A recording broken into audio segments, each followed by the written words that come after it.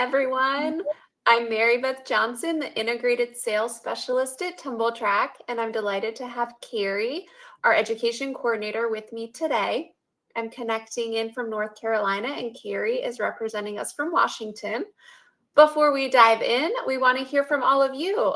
Where are you joining us from? And please feel free to put that right in the chat. A couple of nuts and bolts before we begin. Today's event will be recorded and a link will be sent to your registration email shortly after the event. And while we do have a dedicated time for Q&A at the end, please feel free to ask as many questions as you would like during the event, and Sheri will get to as many as possible. Oh, it looks like we have somebody else from Wilmington, North Carolina.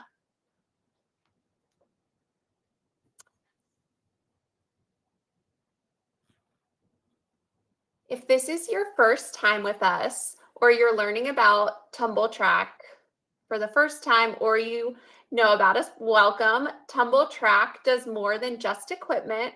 We pride ourselves on educating therapists, teachers, athletes, coaches, and parents on our products and within a multitude of areas.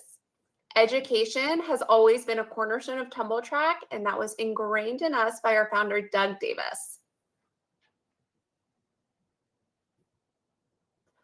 All right, it's time to check it's time to check in with our presenter today, and she is live from North Carolina at Pediatric. Please join me in extending a warm welcome to Sheri Ireland-Berk, pediatric physical therapist, who will be guiding us through our live event today titled Movements to Increase Bowel and Bladder Functions. Sheri, welcome. I'm going to turn it over to you. Thank you so much, Mary Beth and Carrie. I am also in North Carolina, a little bit further than you. But this is a little bit of a departure for Trak, because how do you go from a company that makes amazing gymnastics and now therapy equipment to talking about pee and poop? But that's what we're going to do, because it's a pretty important thing. I've been a physical therapist for almost 40 years. And in all of my time and my experience, I don't know how I missed this piece of the puzzle, how I missed this part of what's so important in development and treatment and developing treatment protocols for my kids. And so I'm going to just dig right in, and I'm hoping that once we talk about this, you will start talking about this in your clinics if you're a therapist, or in your mom groups if you're a mom who has a child who has bowel and bladder issues.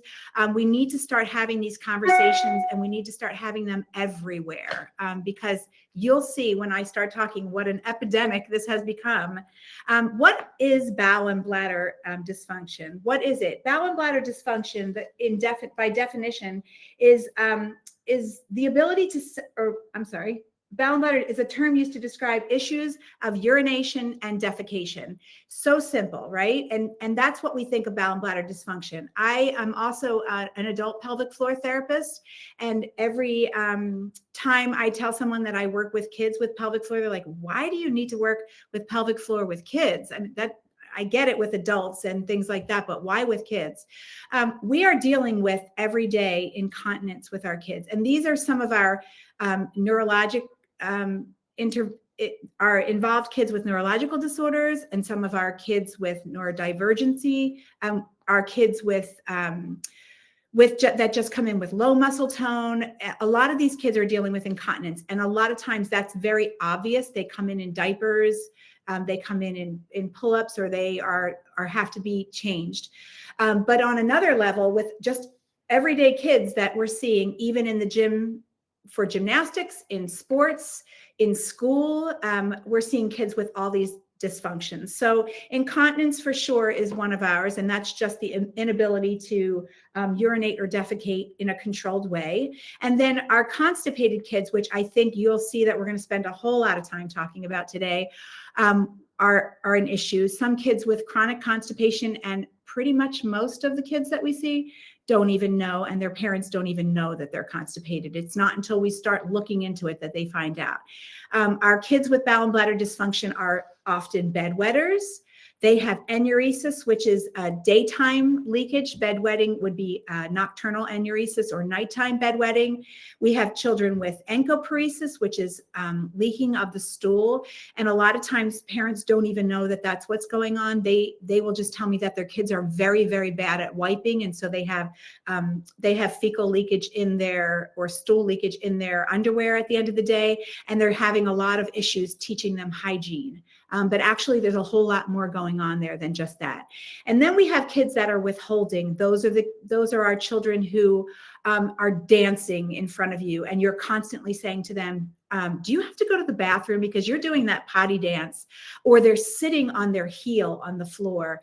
A lot of our kids will sit with their feet tucked under them, and they're literally putting their heel of their foot on their perineum or on their over their rectum to hold in their poop. And I even have kids sometimes that are physically putting their hands to hold them. So that's withholding is another big thing. And we see babies with that all the way up.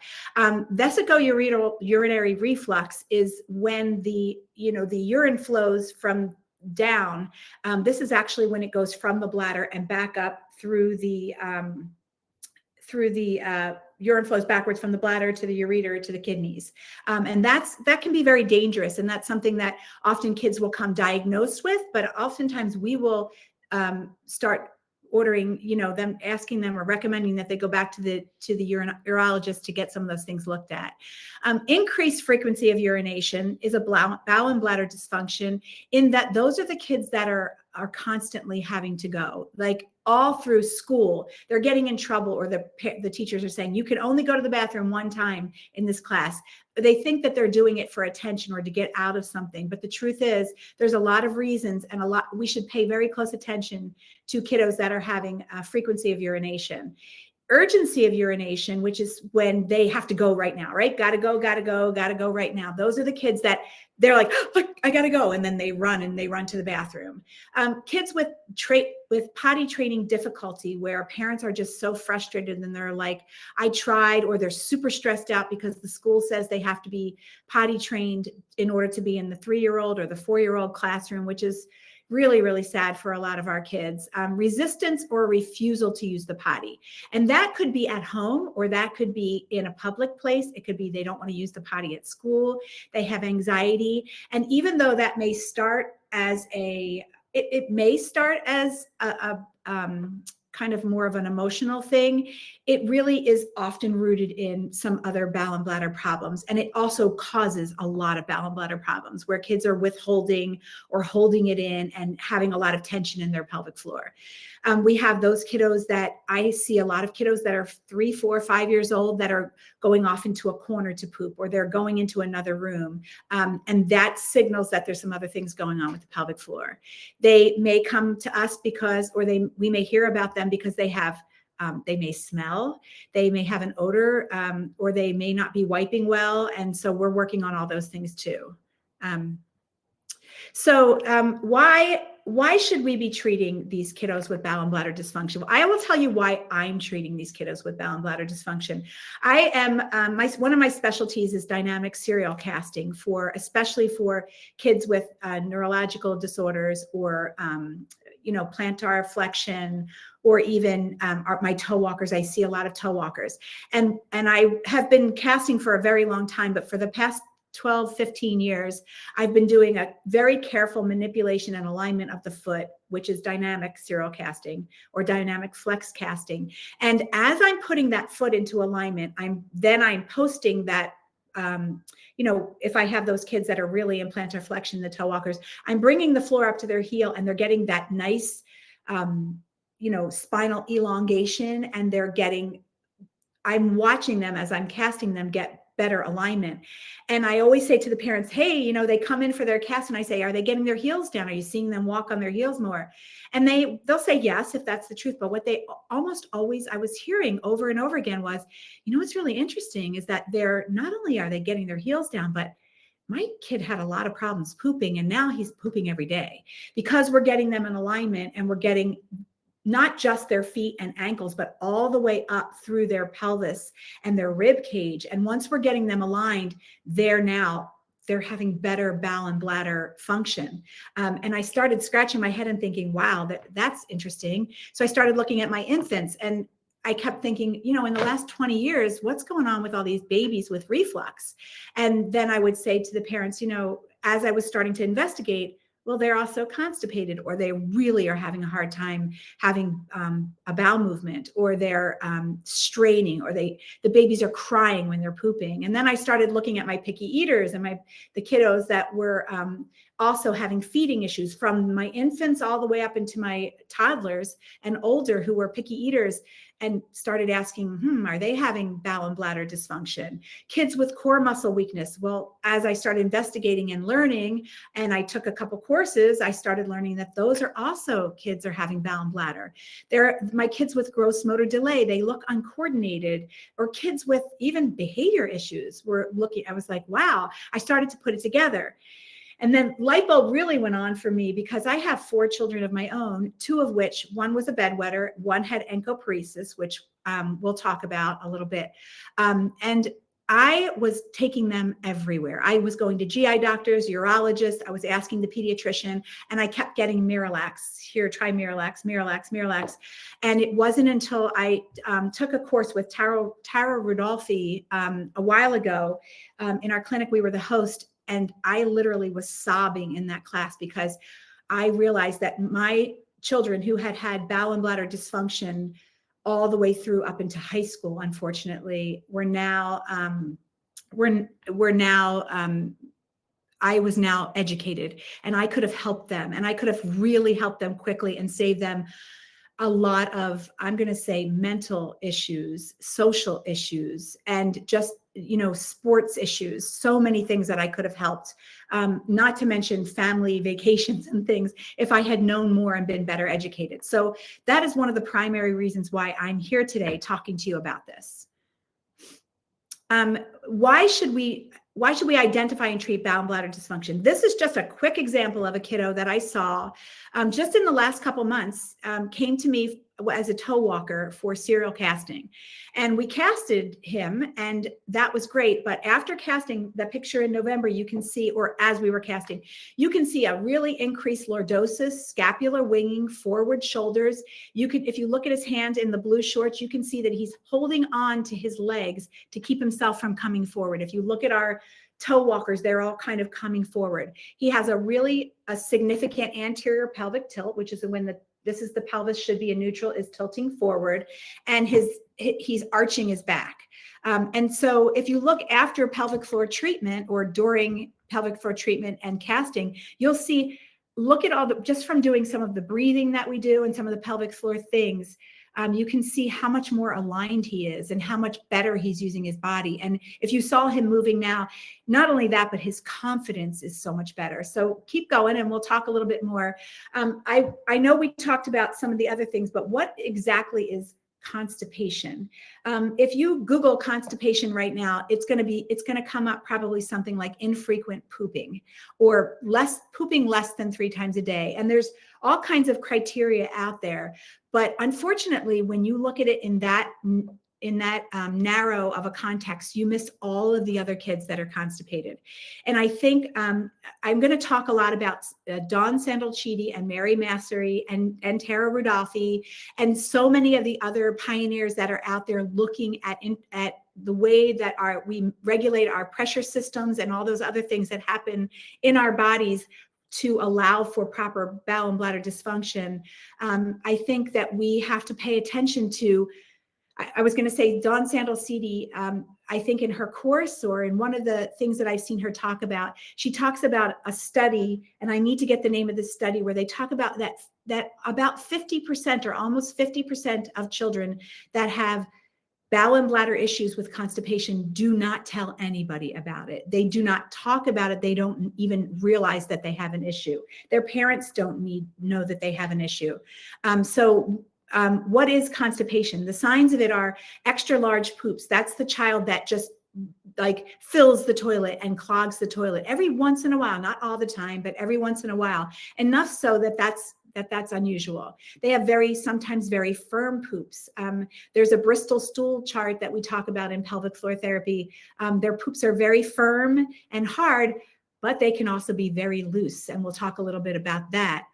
They might have recurrent UTIs that they just can't seem to get resolution for.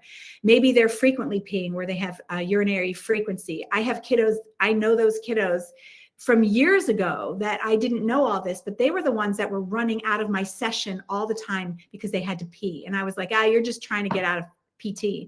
But that wasn't necessarily the case. They're having infrequent pooping where they're maybe that's the classic constipation, definition. Maybe they're having belly pain, and maybe they're having belly pain at dinner time. And you're like, you're just trying to get away from eating.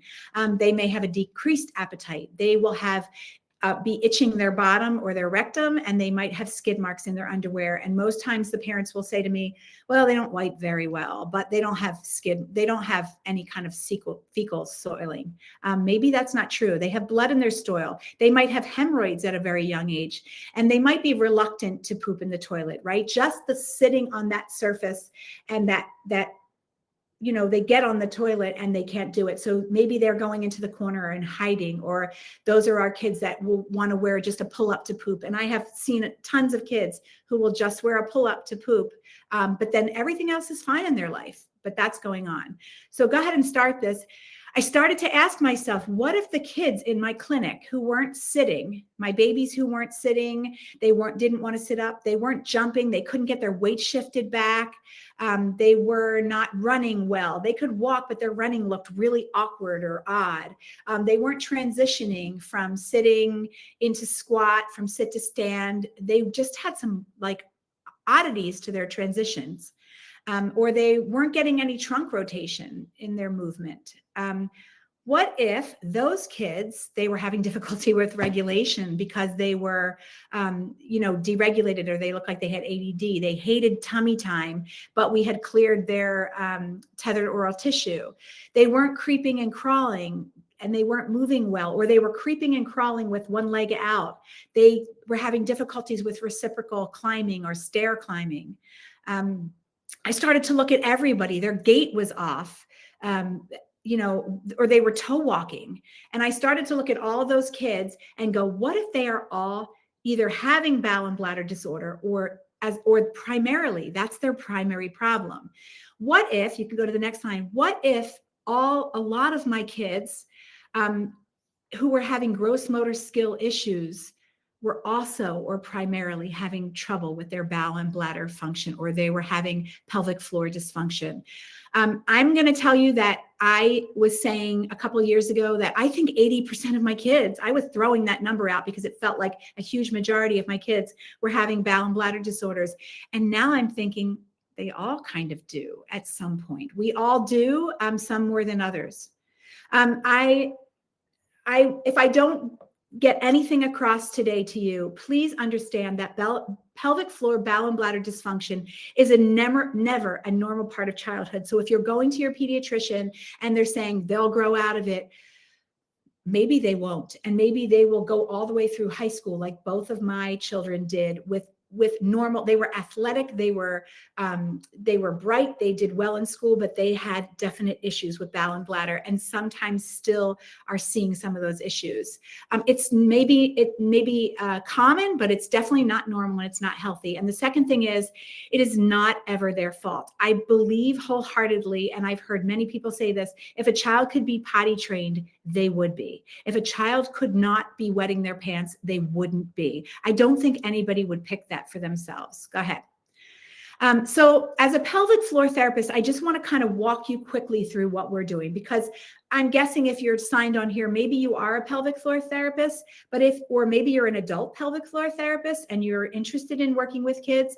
But the truth is that most of you probably today, or people that are going to sign on to this, are probably parents of kids who are having these issues, teachers, or just pediatric therapists who are like, I'm hearing a lot of buzz about this. Let's talk about it.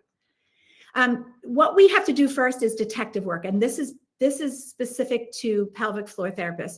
We're going to go all the way back to their infancy and talk about their feeding. Maybe they have tethered oral tissues, a tongue tie, a lip tie. There's a correlation between tongue and lip tie and pelvic floor. How is their diet? Are they picky eaters? Are they problem feeders? Are they staying away from some foods?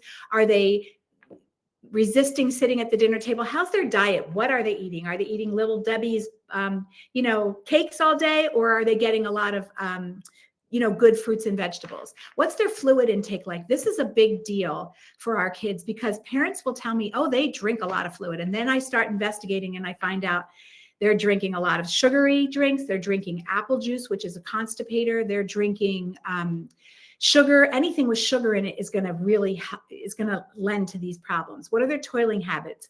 Are they running in and out and going quick and they're not quite going all the way? Are they having little accidents every once in a while? Are they wetting the bed?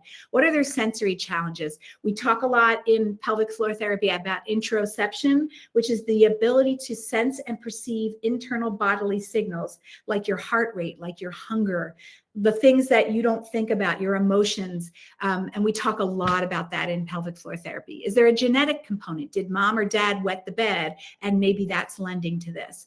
What are their gross motor skills look like? Like we talked about in some of those other videos, I am looking very carefully now at all of my kids, how they move and how the pelvic floor and that whole core system works together. And what's been done already? We want to know, often I will see a kid come in here for, they just kind of look awkward or they're not doing very well, or the OT recommended that they come to PT. And then I find out that years ago they had constipation. Did they have KUB is a kidney ureter bowel X-ray? Have they had any other testing in the past? And some of my kids have. Some of my kids have had treatment for pelvic floor disorders, and they're coming back and we're finding out that they're still having them. What are their toilet routines at home like? What kind of medications are they on that could be constipating them or causing bowel and bladder dysfunction? I want to make sure that I always ask those questions as a pelvic floor therapist. My assessment for pelvic floor therapy looks a lot like if you're a pediatric physical therapist, occupational therapist, my assessment looks a whole lot like that. But then I'm going to go in and I'm going to actually bring out my models and I'm going to talk about the pelvic floor.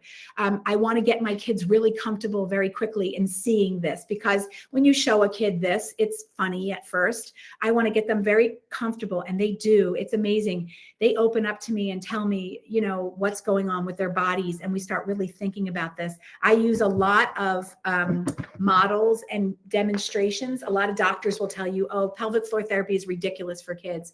They don't understand. But when you start telling them what happens in their body and how their bowels move and what happens and why they're getting constipated and why it's hard to poop, they are so into that, and they start talking like we talk. I use a lot of, I'll use a balloon and talk about how the bladder fills and how the muscles press down and the sphincters close. And I do a lot of things like that. You can continue. But in my assessment, so I do the anatomy. I will take a lot of information from kids. I will have parents, and it's just really hard to do. And I know as a parent, this was really hard for me to do, but so important. When a parent fills out the bowel and bladder chart, I can really very quickly find out, oh, something's going on here. They are not drinking enough fluid. They're not getting enough fiber in their diet, or look at when they're going or when they're wetting the bed. So we do a lot of charting and a lot of those kind of things. And I think at first parents are annoyed by that a little bit. I was, but then once I started looking at it and realizing how important this detective work is, I really appreciated it, and it was very helpful. So what is the pelvic floor? The pelvic floor is the bottom of the pelvis. It's the muscles that make up, it's a whole network of muscles that make up the bottom of the pelvis. And they hold in the viscera. They hold in all the internal organs. And they also regulate the opening and the closing of the orifices that are helping us with our, to defecate and to urinate and obviously for sexual function and things like that. But in our kids, and some of our kids, we do address that later on. But in our kids, for that, we want to talk about how it works and how we need to relax that pelvic floor. The core, we talk about the core like it's the abdominal muscles, but the core involves all of that. It goes, and I had the soda can here, and I'm gonna plug Mary Massery again. Mary Massery's course on pelvic on breathing. She talks about this soda can. So when you have a can of soda, or a regular can of pop, and the top is closed, you have a nice pressure system in there. You can't crush that can. But the second you pop that, you know, let a little air out of that can, you can take 2 fingers and you can crush it. And why is that? It's because inside that can, there's a negative and a positive pressure system that's happening. So if you think of the human body as a pressure system, if you look at that picture next to it, the bottom of the pelvic floor makes up the bottom of the soda can, or the trunk, or the core. The diaphragm at the top makes up the top, and they are parallel to each other. If you can see my hands, they're parallel to each other. And when you get all of these different issues with kids having increased lordosis and toe walking, you change the dynamics of that parallel and they become oblique and they don't work the way they're supposed to. And therefore the abdominal muscles, these kids cannot find their middles. The multifidi are the spinal muscles that keep the spine in alignment. All of that gets compromised when a child is constipated or has bowel and bladder dysfunction. A pelvic floor therapist, and I'm going to spin through this really quickly, is going to work on self-care, and that's the urotherapy, bladder retraining, voiding schedules, fluid and diet regulation, posture for potty hygiene. These are just some of the things that we do. And this is literally out of Dawn Sandalchidi's course that I highly recommend. I recommend this for every pediatric therapist out there. But I do know that she also has a summit coming up for pediatric pelvic floor therapists in November. But this is kind of what we do: neuromuscular reeducation, how to teach a child to relax the pelvic floor and strengthen the pelvic floor, both which are very necessary. Core strengthening, teaching breathing, the EMGs, the surface EMGs that we use for biofeedback, we help with pelvic floor relaxation. It really helps a child to visually see on a screen, like a video game, their resting tone and when they're actually relaxing their floor, because they should not be pushing or straining ever to poop. None of you should, right? None of us should be straining or pushing to poop. We should be relaxing to poop, and we'll talk about that. Manual therapy, we're doing a lot of massage, we're doing cupping, we're doing soft tissue manipulation, taping, breathing activities, lots and lots of manual therapy in our treatment. So if you're not a pelvic floor PT and you are a PT, or you're a parent of a child who has these issues, what kind of things can you do to get this ball rolling? I highly, highly recommend that you find a pelvic floor therapist. If you can't find a pelvic floor therapist in your area, message me or anyone and we'll find you one, or we'll help you. But if you're just starting out and you just want to get things moving, let's talk about how every therapist, I said here, every pediatric PT should get into a child's business. And what I mean by that is we should be asking every single child and parent that comes through the door how their bowel and bladder is functioning. And maybe they can't answer that, but these are some of the questions I ask. How is toileting going? Usually they'll say fine. Most of the time they say fine. And then I dig a little deeper. Is your child wetting the bed? No, they're not wetting the bed. Is your child wearing a pull-up at night? Yeah, they're wearing a pull-up. Is the pull-up wet in the morning? Yeah, sometimes they're wetting the bed. It's bedwetting, right? It's nocturnal enuresis. Is there a history of constipation all the way back from infancy? That should be on in my opinion, every eval that comes in. Is there a history of constipation? How is their diet? What are their preferred foods? What kind of foods will they not eat? I want to know. How is their fluid intake? And I want to know exactly what they're drinking, what their fluid is. And I'm not going to get into this in the very beginning, but I do think it's an important question is, what are they drinking? How much are they drinking? What does that look like? Are they allowed to have a water bottle in school, or are they just allowed one time or twice a day to go to the water fountain?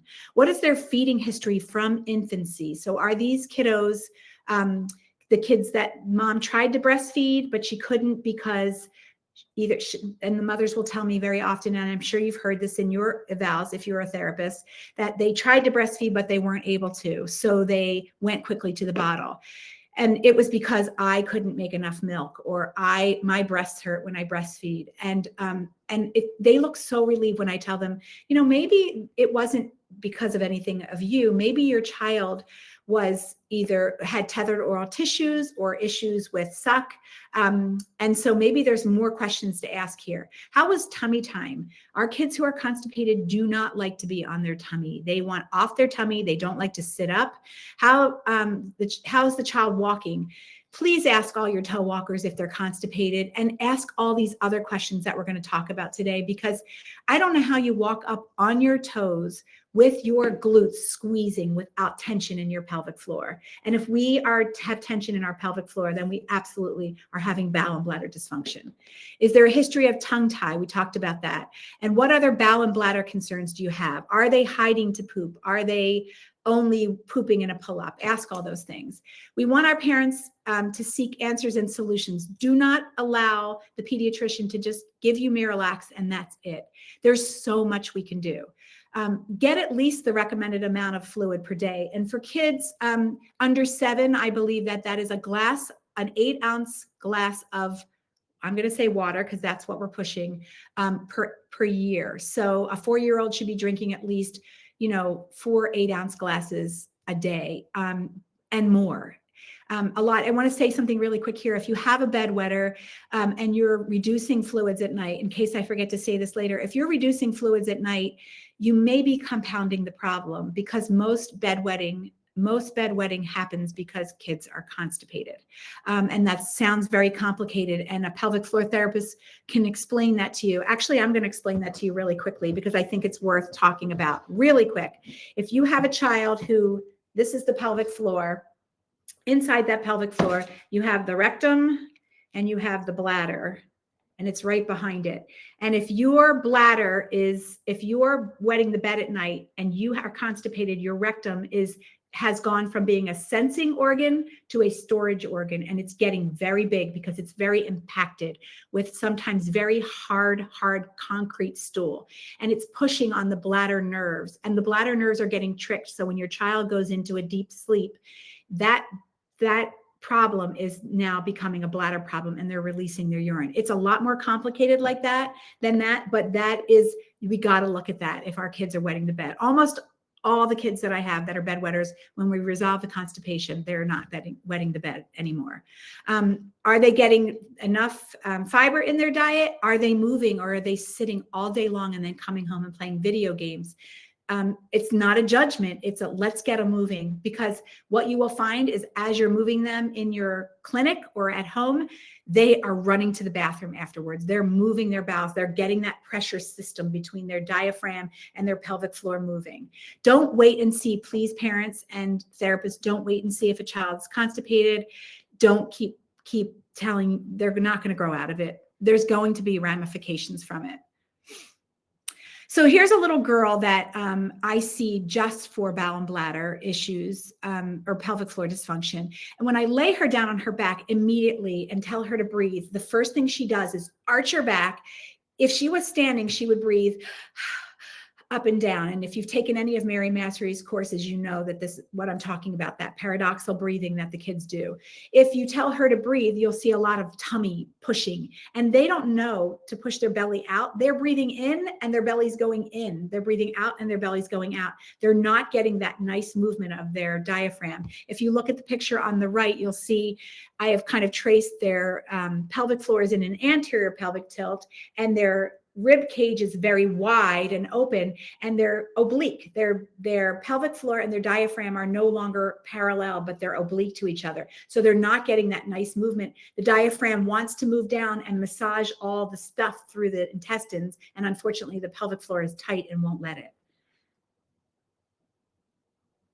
I'm sorry, there's so much to cover here, and I just want to make sure that I explain it enough that you understand it.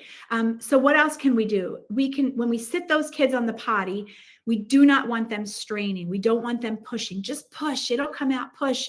And I have heard many horror stories of parents telling me that their kids, like it was the most traumatic experience the parent has ever had watching their child tried to pass a bowel movement that was the size of a baseball or bigger, or a tin can, right? So we want to teach them to blow. And I will tell the kids, blow, and I will teach them to breathe into the potty to try to blow. I give them pinwheels. I give them all kinds of things to do on the potty. I put them together a little kit of the little things that you get at parties that blow out, or anything, blow up a balloon, but blow when you have to go to the potty, because that will relax your pelvic floor. Sometimes I will put a binder on these kids and capture the abdominal, the like 10th from the 10th rib cage down, to kind of bring that rib cage in, to bring that diaphragm down. If you look at this video, you'll see me with this little girl working on her breathing. Hands down. Watch your belly. Watch your belly get big. Watch your belly get in. In.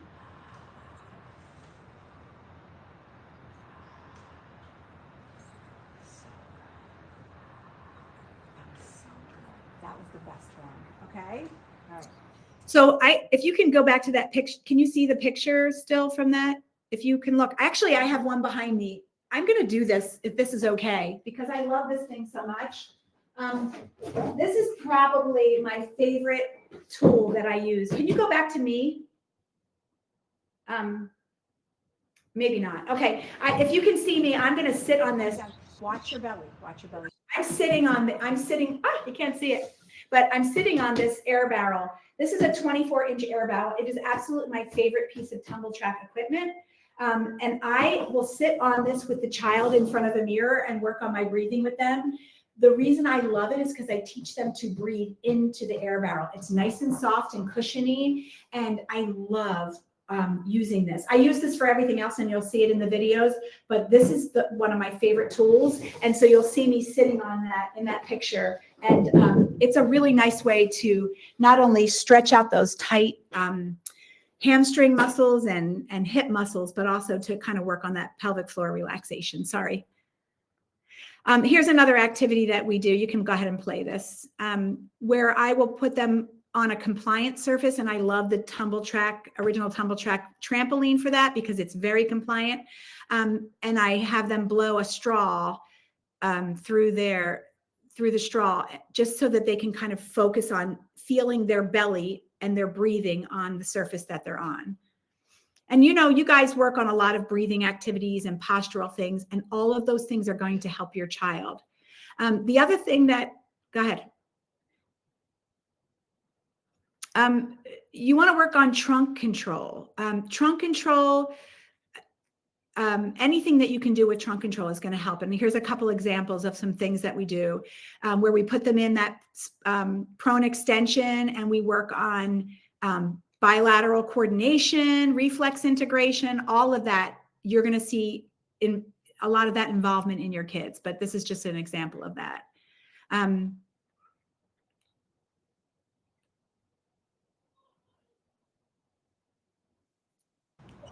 Good. We're getting visceral, we're getting massage here, we're getting massage, on extension, reach, strengthening of the core. We're using the whole core together. And if you hear him making the sounds, the kids make a lot. Look straight up, because that's closing off the vocal cords and the pelvic floor. Making that nice container, that nice cylinder that Mary Massery talks about. And here we have another example of go the other way. Trunk control.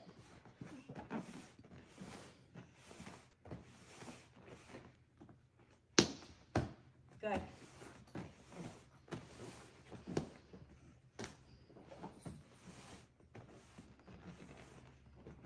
Can you feel your muscles? Yeah. Yeah. You're getting a workout. Okay, go ahead. All right, one more, two more, and then I have some. You can go on. Trunk rotation. Kids that are constipated, that have pelvic floor issues, do not like to rotate their trunk. And so I'll show you a couple of examples, and you'll see me using this air barrel. I don't know how to treat without it. But we're just pulling suction toys off, and I'm having her when she pulls off. And I'm also telling her to breathe into her bottom when I'm doing this. So she's getting kind of learning how to manage the control in her between her pelvic floor, her vocal cords, and her diaphragm. But this is a great activity to work on trunk rotation, and she's cheating there a little bit, and she's cheating again. And then I love this activity with my kids where I'll start them just rocking back and forth, and then I'll put the rotation into it. And they love this because it's dynamic.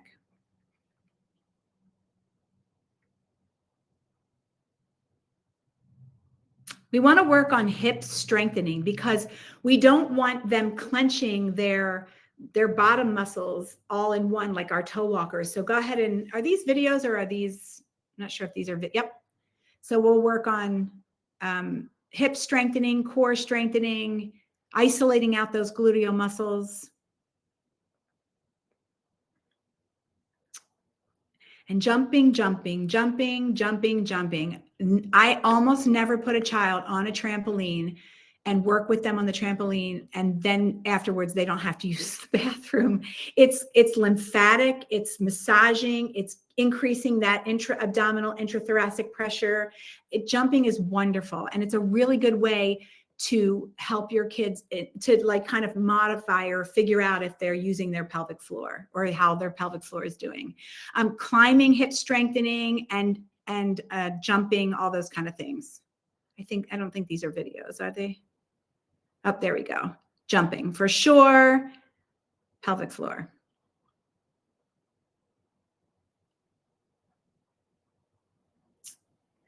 This is just an activity that I like to do with my kiddos. Like I said, my toe walkers and my kiddos that toe walk are very often also my kiddos that have pelvic floor dysfunction. And I work on both of those things simultaneously. So here we're doing deep squats. We're working on the Bosu ball to stretch those heel cords and to work on those intrinsic foot muscles, but we're also working on that pelvic floor with that too. Balance is often off because of pelvic floor dysfunction. So getting your kids on a balance beam and having them do strengthening activities on that balance beam where they're doing single limb stance, and they're really finding their midline, which is going to help their pelvic floor.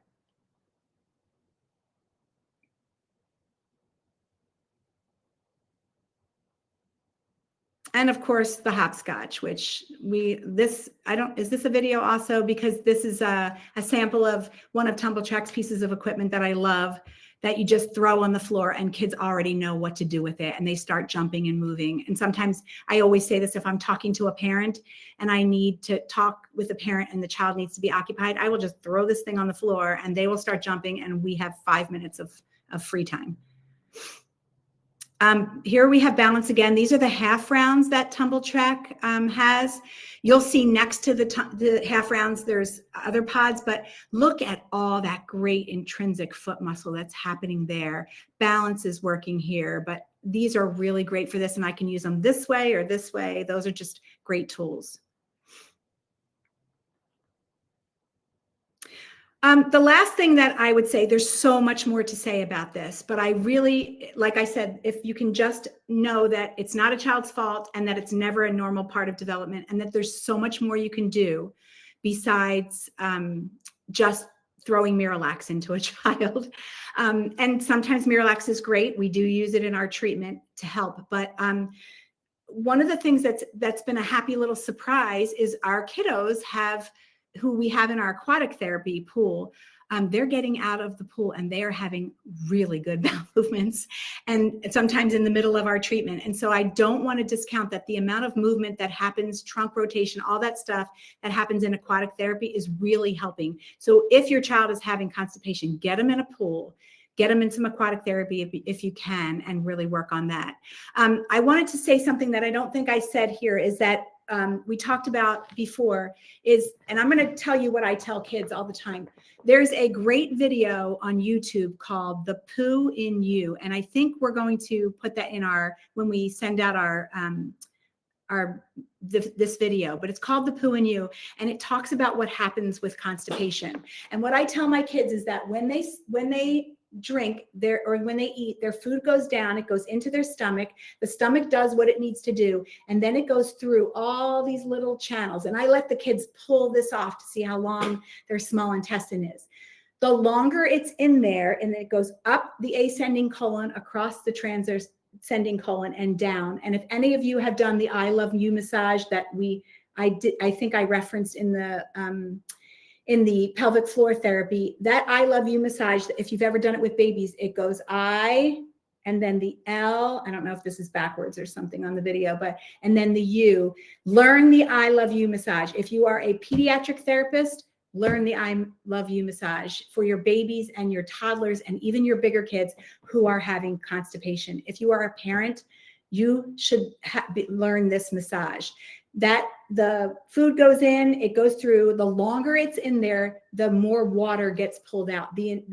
This is the whole job here, is to pull the water out of this. So it gets drier and drier. And by the time it gets to the rectum, which is behind the bladder, it's become very hard. And many, many times our kiddos who have really hard stool, the next day, maybe they have diarrhea and we are giving them Miralax and we're like, the Miralax is working. The Miralax is liquefying what's up here and it is leaking through. Like if I had a jar full of rocks and I poured water in, the liquid is going through. And so it looks like they're having diarrhea. It looks like they're having regular poops. There have been kids with x-rays that are full that are having what looks like healthy poops, but that's because it's leaking around. If you watch the Poo and You video, you'll understand that a little better. There's so much more that I could talk to you about. There's so much more that we could discuss. I am tipping the iceberg here. If you are a pediatric therapist and you can get into a course, I know Tara Rudolphi teaches a course maybe more locally in Iowa. Mary Massery's courses, actually, Mary Massery's course is about breathing and the relationship of managing, our pressure system. That changed the way I did everything and made this all come together for me. Dawn Sandal-Cheaty's course of Kids Bowel and Bladder, I cannot recommend that enough. I took it remotely during COVID, the beginning of COVID, and I go back to it all the time. So I highly recommend that. There's a Pediatric Pelvic Health Virtual Summit. I believe it's November 9th. It's virtual.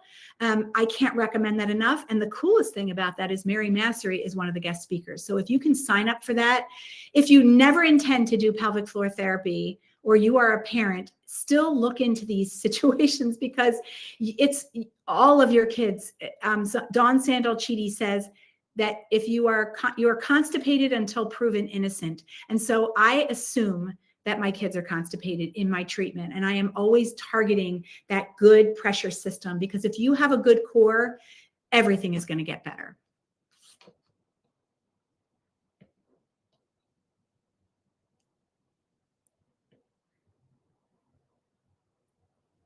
Sheri, thank you so much. That was wonderful. We do have a question that came in from Courtney, and it was, have you noticed any link with retained primitive reflexes and bowel and bladder issues? 100%, 100%, absolutely. And I work on all primitive reflexes. Imagine if you cannot find your middle. Primitive reflexes so often happen, like think about the AT&R, right? When babies are looking like this, if they can't find their midline. I had a video, I don't have it on here, but I have a video of a child trying to find, I'm asking them to make their belly big and their belly hard. I often am making them kind of create a bulging belly, we call it, or making mooing sounds. These kids cannot do it. They don't know where their middle is. So absolutely, I use reflex integration and all of that absolutely in my treatment. So yes, the answer is 100% yes. Thank you, Sheri. Does anybody else have any other questions? If you do, feel free to place it in the chat and we can get to those. And then if we don't get to your question, we will certainly follow up in an email with you. Just wrapping things up together. If you have any questions about any products that Sheri used in the live event that were in any of her videos, or you need assistance with orders, I am happy to help you. Here's my contact information for you. Please feel free to reach out at any time and we can answer your questions or to help you with orders. And again, if you have any questions about the products that were in this event, here's a list of just some of them. But again, we can help you if you see any of those. Sheri, we did have another question come in, and it was from Amelia. Is there any particular exercise you would recommend for a kiddo at home to work on with parents to help with constipation? I would say everything, every kind of movement. I definitely would recommend jumping. So if you have a little track, a little, track, trampoline, any kind of jumping is really good. Climbing is really good. I mean, all the things that you saw me doing, but I actually would look at what your child is not doing. What kind of things are hard? Do they look awkward when they're running? Can your child do a sit-up? My kids that are constipated, it's amazing that some of them are athletes, great athletes, but they really struggle finding their core. So I would say any of the things that you saw me doing with the core. I think I would look at what is challenging for them, and then I would work on some of that trunk rotation. So anything where they're rotating their trunk, breathing, and incorporate breathing with that. Yoga. There's a lot of videos on YouTube for yoga, and yoga is the best for these kind of things. So I would say doing yoga. Keep them active. Please keep them active. And of course, I already said swimming. Get them in the pool. That's the pool is just magic. The water's magic. I've been saying that forever. So I hope that answered your question. Thank you, Sheri.